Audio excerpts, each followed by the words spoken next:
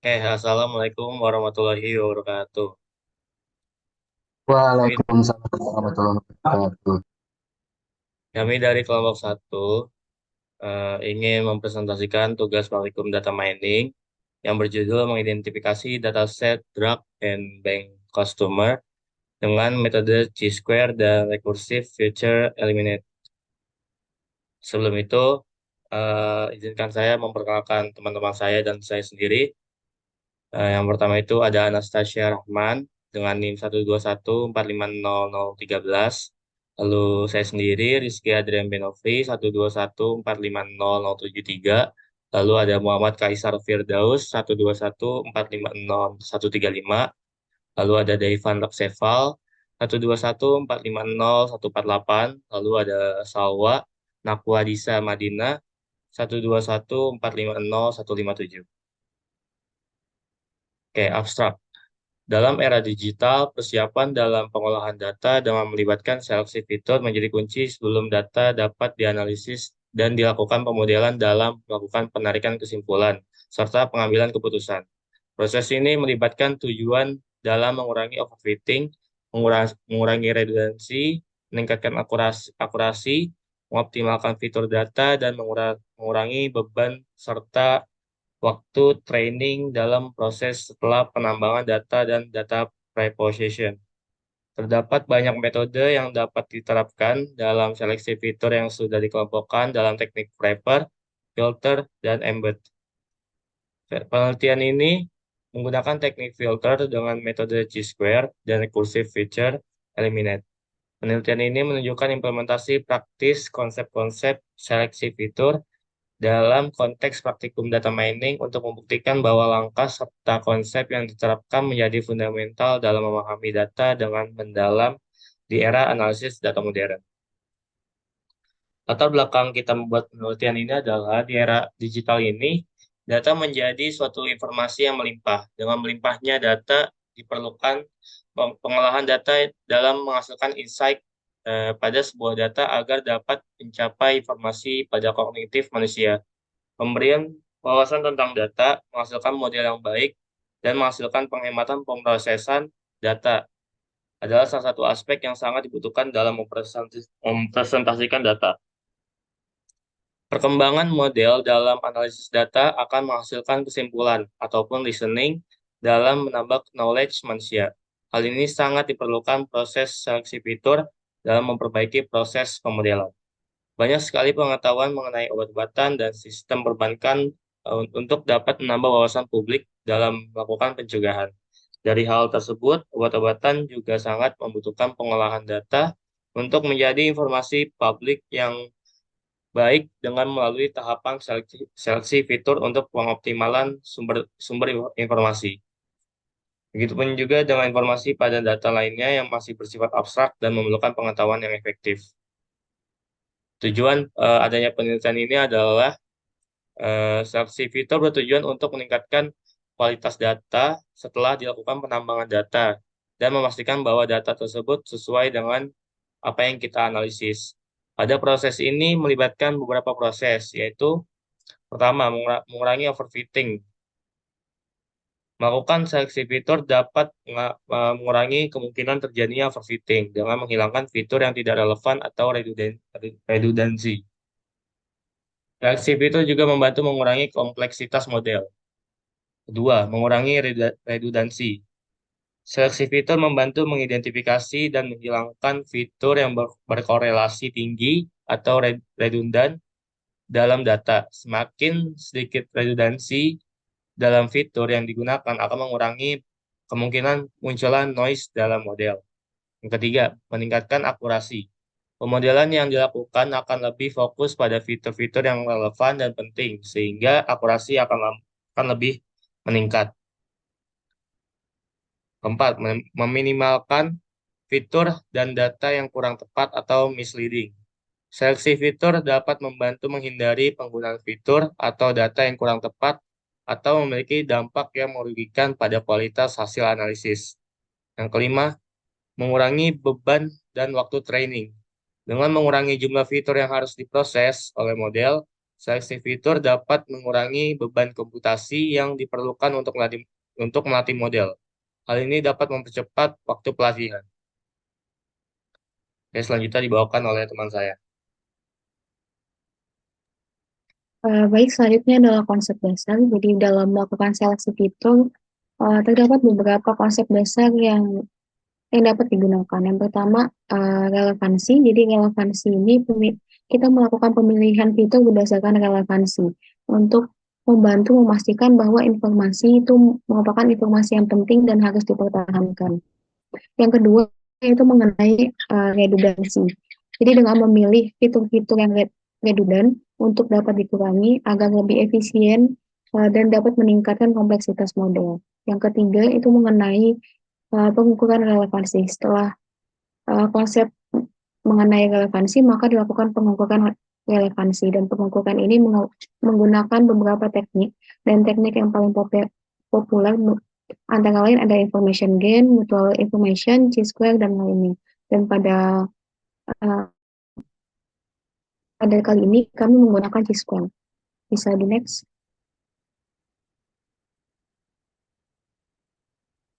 Selanjutnya adalah strategi seleksi fitur. Jadi ada tiga strategi, yaitu ada wrapper, filter, dan embed. Dan pada hal ini kami menggunakan filter, yaitu pada chi-square dan juga pada RFA. Selanjutnya adalah trade-off antara akurasi dan efisiensi. Jadi seleksi fitur ini menggunakan trade-off untuk meningkatkan akurasi model. Dan hal ini diperlukan untuk mengurangi kompleksitas model dan waktu pelatihan. Dan hal ini juga termasuk dalam manfaat kita menggunakan seleksi fitur. Yang selanjutnya adalah validasi. Jadi penting adanya validasi untuk untuk memastikan bahwa data yang kita proses itu tidak mengarah ke overfitting. Dan yang terakhir adalah iterasi dan penyesuaian. Dalam seleksi fitur itu harus menggunakan ada beberapa metode ataupun teknik yang menggunakan iterasi dalam seleksi fiturnya. Bisa next.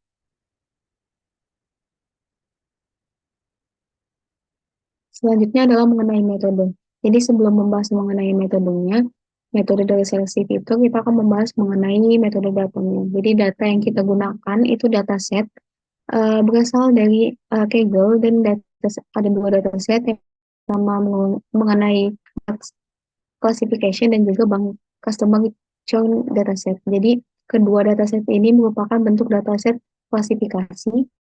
Daripada dataset pertama ini mengenai obat-obatan, dan terdapat variabel ataupun fitur targetnya adalah drug type, dan juga fitur lainnya mengenai age, sex, blood pressure levels, dan lainnya. Pada dataset kedua mengenai bank customer churn, itu bertujuan untuk memprediksi customer yang terdapat pada bank ABC. Dan terdapat variabel pada dataset ini seperti customer ID, credit score, dan lainnya. Bisa di next.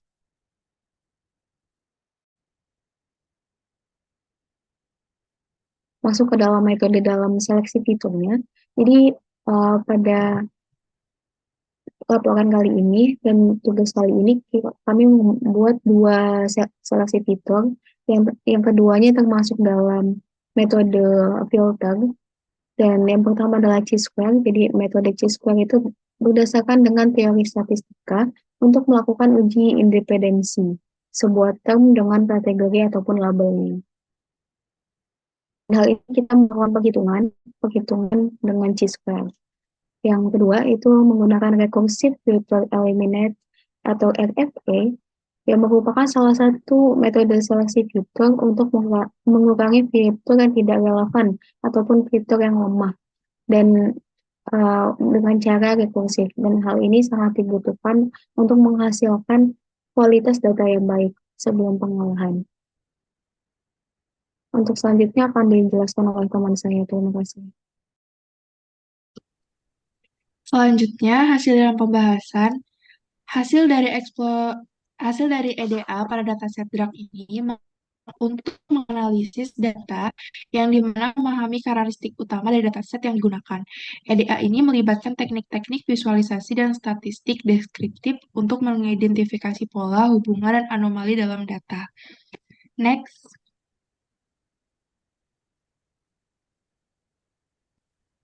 Selanjutnya, untuk menampilkan informasi dari dataset menggunakan code yaitu df1.info. Selanjutnya, di sini kami menampilkan 5 data teratas dari data frame dan mengecek apakah data memiliki missing value. Next.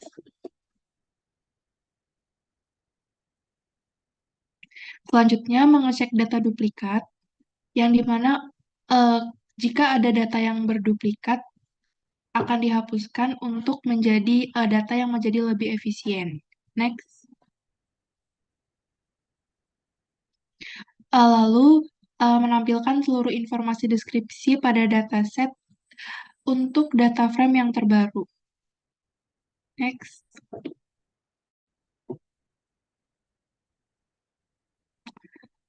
Pada plot yang pertama ini, kita bisa melihat seberapa sering setiap nilai usia yang muncul dalam data. Dan plot ini membantu kita dalam pemahaman visual tentang distribusi usia dalam dataset. Next. Selanjutnya, plot ini bisa mendapatkan informasi awal tentang distribusi jenis kelamin dalam dataset, yang dimana untuk membantu dalam pemahaman visual tentang perbandingan jumlah antara dua kategori jenis kelamin yang berbeda. Next.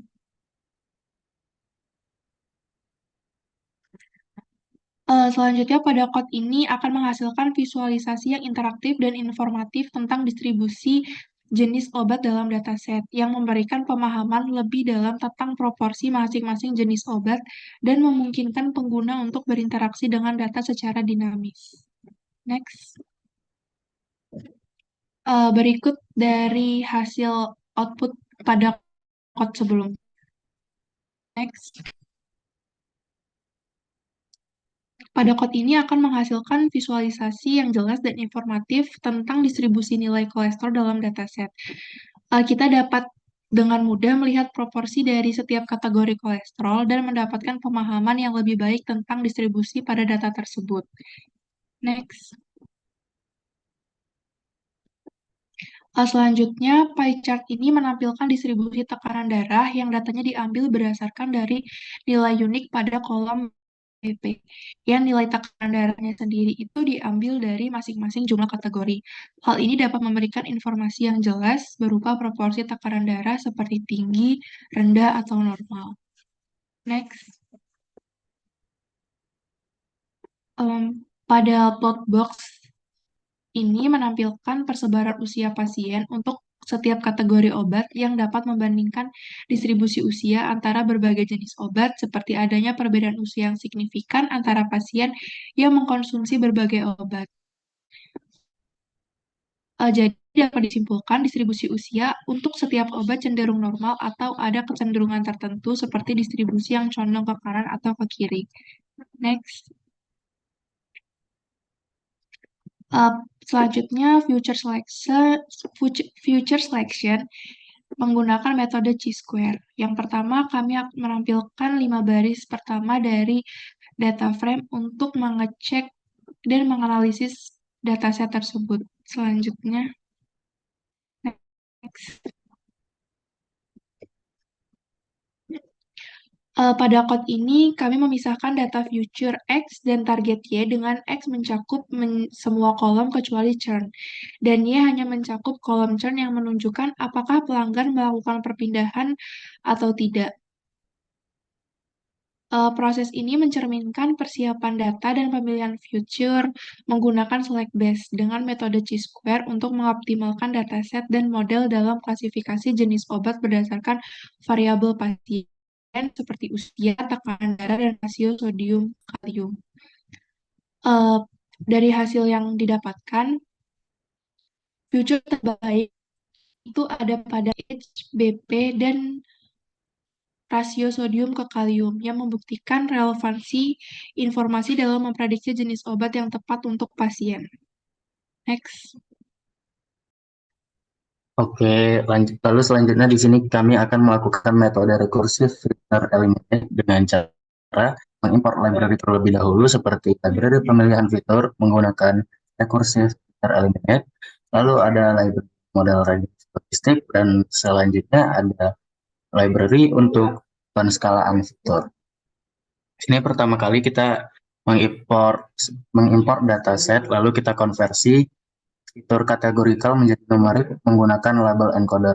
Setelah itu kita memisahkan fitur X dan target Y, lalu kita membuat model yang akan kita gunakan untuk recursive feature eliminate. Misalnya di sini kita menggunakan regresi logistik. Ya, menggunakan recursive feature eliminate. Di sini kita menampilkan dapat dilihat fitur terbaik yang kita dapatkan adalah beta kolesterol dan A kita. Ya.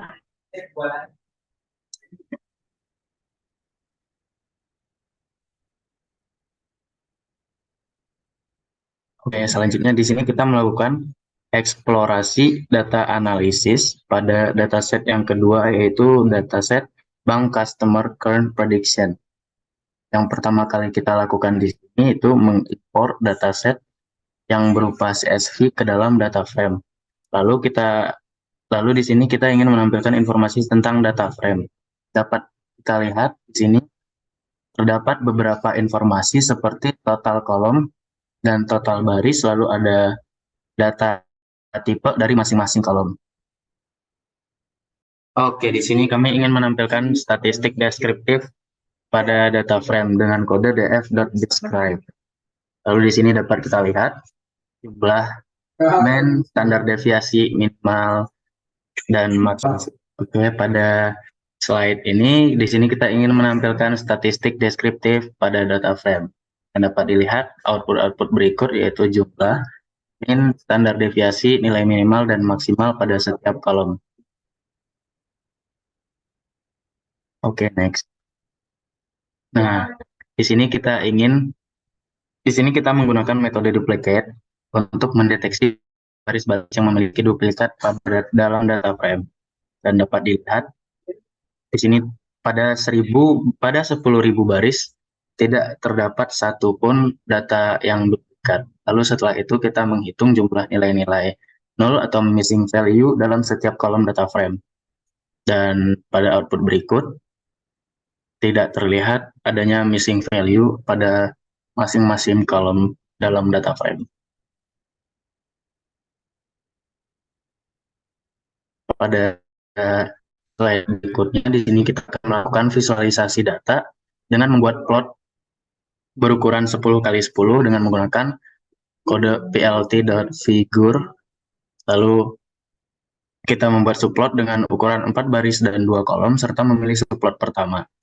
Lalu selanjutnya kita membuat count plot dengan sumbu X yaitu country menggunakan palet warna set 2 dan data dari data frame.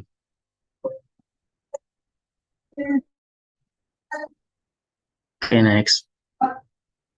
Selanjutnya di sini kita membuat gambar plot dengan ukuran 10 kali 10 seperti yang tadi dan membagi gambar menjadi 4 baris 2 kolom dan memilih subplot kedua.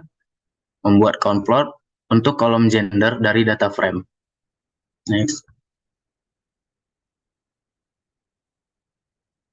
Selanjutnya, visualisasi data dengan membuat subplot dengan grid 4 kali 2 dan memilih subplot ketiga, menampilkan count plot untuk variabel tenor pada data frame.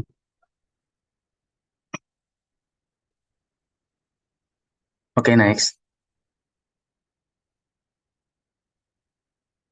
Selanjutnya, membuat subplot dengan grid 4 kali 2 dan memilih subplot keempat yang menampilkan count plot untuk variabel product number.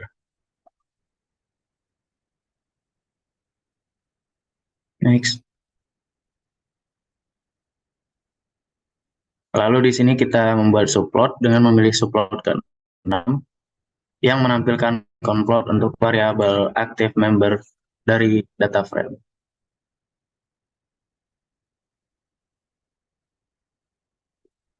Lalu subplot kelima, di sini kita ingin menampilkan complot untuk variabel credit card dari data frame. Lalu di sini kita memilih subplot ketujuh yang menampilkan variabel current dari dataset, dari data frame.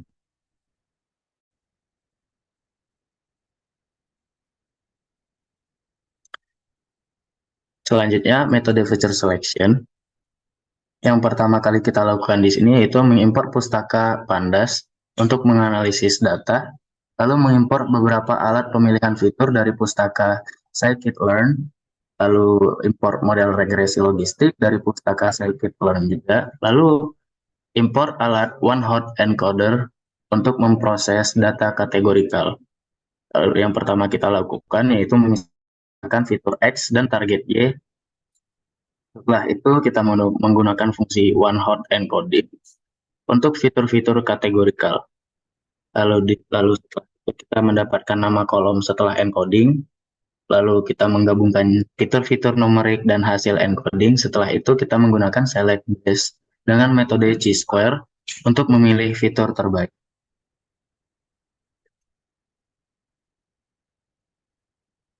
Nah, setelah langkah-langkah yang tadi disebutkan, di sini kita ingin menampilkan skor, chi-square, dan nama-nama fitur. Dapat dilihat pada output berikut ada beberapa nama-nama fitur dan skor dari square.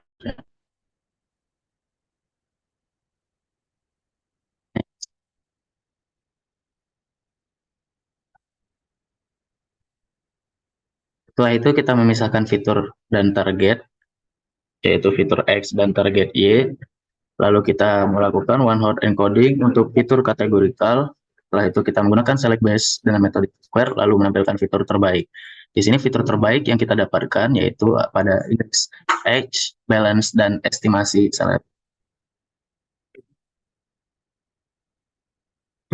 Next. Lalu di sini kita akan mengimpor library Pandas, scikit-learn feature selection, lalu scikit-learn linear model yang akan kita gunakan itu regresi logik. Pada langkah pertama di sini kita melakukan inisiasi menambah variabel data yang isinya itu data frame sebelumnya. Lalu di sini kita memisahkan fitur X dan target Y. Lalu kita membuat model yang akan digunakan untuk RFE. Misalnya di sini kita lakukan regresi logistik. Setelah itu kita menerapkan RFE tersebut lalu menampilkan hasil pemilih.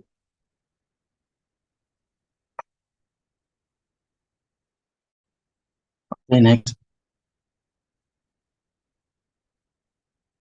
Kesimpulannya dari praktikum yang kita lakukan tadi dengan menggunakan metode chi-square dapat mengidentifikasikan hubungan antar variabel kategorikal, sedangkan dengan RVE dapat memilih fitur terpenting untuk membangun model prediktif.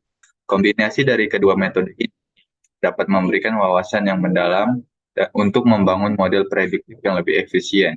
Dengan kedua proses pemilihan fitur ini dapat mengoptimalkan data dan model untuk tugas klasifikasi, memastikan bahwa fitur-fitur terpilih memiliki pengaruh yang signifikan dalam memprediksi hasil yang diinginkan.